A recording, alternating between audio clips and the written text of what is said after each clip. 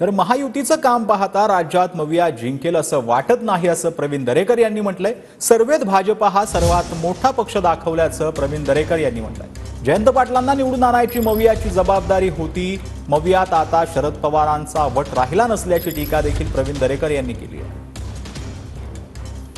प्रवीण दरेकर आपण त्यांच्याशी थेट बातचीत करणार आहोत। सर, तुमचं स्वागत आहे।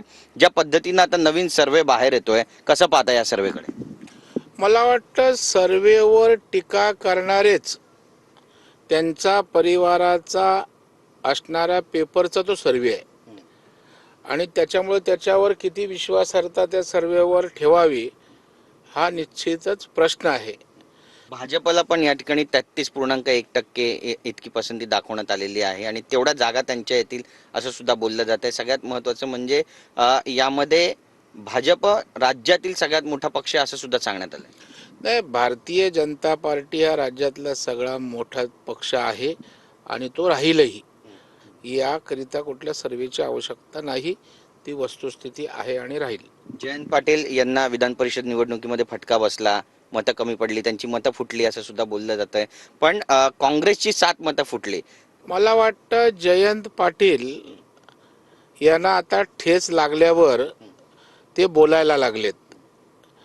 तथापि या ठिकाणी एक गोष्ट खरी आहे की पवार साहेब आपल्या डावपेचात कोणालाही सोडत नाहीत।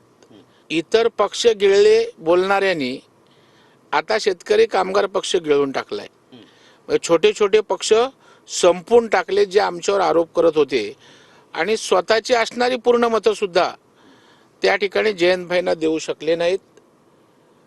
त्यांचा महाविकास आघाडीवर कंट्रोल राहिलेला नाही, त्यांचं उद्धव ठाकरे साहेबांनी ऐकलं नाही आणि त्यांचं काँग्रेसनेही ऐकलं नाही।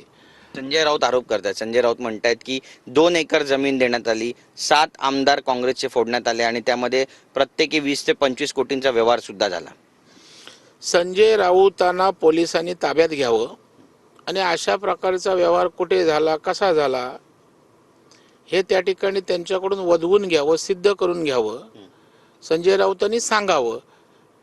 नाहीतर संजय राऊतवर अशा प्रकारचं खोटं बोलतो आणि एखाद्याची बदनामी करतो म्हणून त्यांच्यावर गुन्हा दाखल झाला पाहिजे। कॅमेरा पर्सन योगेश गुरवचा गिरीश गायकवाड, TV9 मराठी, मुंबई।